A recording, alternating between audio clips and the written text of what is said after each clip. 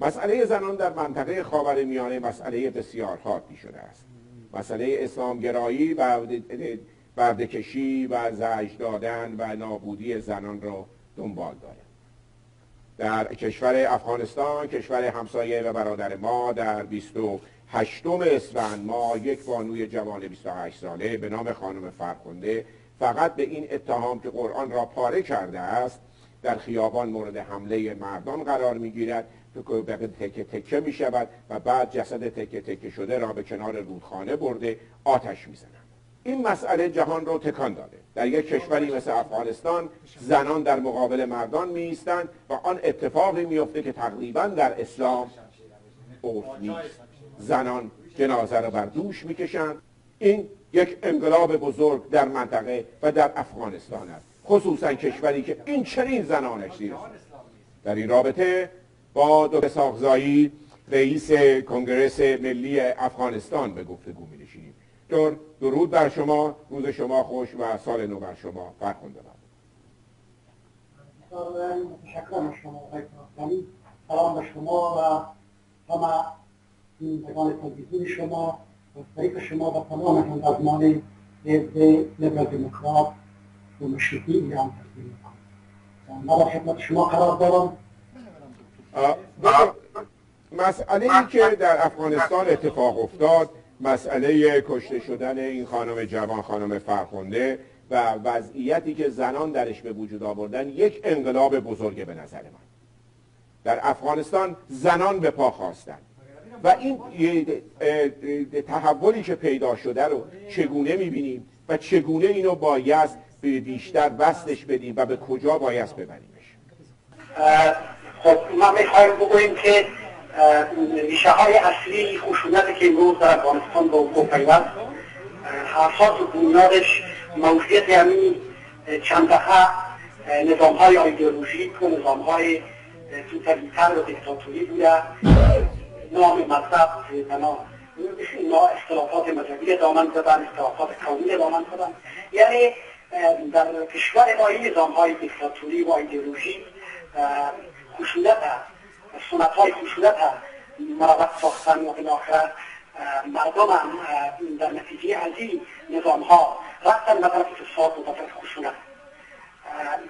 عوامل داخلی افغانستان، موضوعیت چندین دهه، ساختارهای تنظیمی که به نام اسلام آمدن، اسلام و وسیله قدرت و ثروت ساختن، متاسفانه و عزت مردم، با آزادی مردم و دین مردم تعارض کردن و دین اسلام اینا دین وحشت و دین خشونت و مردم و جهانیان معرفی کردن. این عوامل اساسی است که مردم افغانستان قربانی جنگ و قربانی خشونت شدند. این عامل اخیری که به وقوع پیوست و این شهادت وحشتناک خانم فرخنده یکی از این عوامل است که مسئول فعالیت ها و سنت های بسیار خشنی که در این چندین دهه برای مردم افغانستان در میراث مانده. و گفته یکی از دانشمندایی که میگه فساد دو نوع است. یکی است که مردم فاسد میشه و مردم با فرهنگ خشونت آغشته میشه.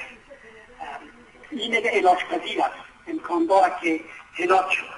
ولی فساد دوم است که دولت و ساختار سیاسی فاسد میشه و قرار باشه که ساختار سیاسی فاسد باشه و خشونت ترویج کنه و نظام وحشتناک دیکتاتوری ایجاد کنه.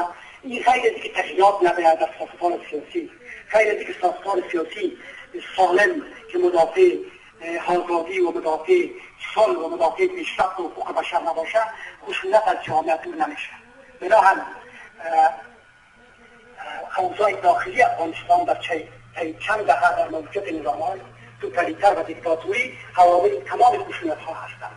البته افغانستان 30 سال مردمش بیشتر از آنها و میلیون ها نفرش قربانی خشونت شدن، قربانی جنگ شدن، میلیون ها نفر به مهاجرت متوسل شدن بدبختانه و میلیون ها نفر معیوب و معلول شدن که نتیجه نهاییش موجود نظام های توتالیتر، موجود نظام های ایدئولوژیک، موجود ساختارهایی که به نام مذهب اینا خشونت و فساد مراقب ساختن، دین مردم قتلام ساختن و عزت و آزادی مردم تعرض کردن. مسائل دیگی هم برای خشونت ها تاثیر خود داره که خشونت هایی که در منطقه به وجود آمده، یعنی نظام های رادیکالی که در ساختارهای سیاسی کشورهای همسایه هست، چی رادیکالیسمی که در ساختارهای رادیکالیسمی که در پاکستان است، چی ساختارهای افراطی و رادیکالیسمی که در ساختار سیاسی ایران است، همه در وجود آمدن خشونت در افغانستان و منطقه تاثیر خود دارد و متاسفانه مردم افغانستان قربانی این خشونت شد. دکتر، اون چی که در افغانستان رخ میده تقریبا در منطقه داره همین شرایط پیش میاد. چه باید کرد؟ پیشنهاد کانگرس ملی افغانستان است که در مقابله علیه خشونت و در مقابله علیه جنگ، در مقابله علیه نظام‌های دیکتاتوری و ایدئولوژیک و ساختارهای بسیار وحشتناک رادیکال باید از تمام شخصیت‌های ملی، دموکرات، احزاب سیاسی مدافع صلح، آزادی و حقوق بشر همه باید متحد شوند. در افغانستان کانگرس ملی افغانستان در سال 2013 اولین کنگره خود دایر کرد و تمام نخبگان ملی و سیاسی افغانستان از مدافعین آزادی، صلح و حقوق بشر تقاضا کرد که باید متحد شویم و فشار باشیم در برابر یک ساختار مافیایی در داخل دولت، یک ساختاری که مدافع رادیکالیسم و مدافع فساد است و خشونت و فساد مراقبت می‌سازد. همه ما متحد شویم و زمینه تغییرات است، یک تغییرات که به نفع منافع ملی و حقوق بشر باشه در کشورهای ما به وجود بیاید. یگانه راه مبارزه علیه خشونت است که همه شخصیت‌های ملی، همه شخصیت‌های مدافع آزادی و حقوق بشر با هم متحد شوند و بست هم بتن در برابر این چالش و در برابر این خطری که حیات و آزادی و مردم تعریف میکنه، منافع ملی را تعریف میکنه و نقض میکنه، حقوق بشر به شکل وحشتناک مورد تعرض قرار میده و این ایستادگی کنند، مقابله کنند و متحدانه عمل کنند.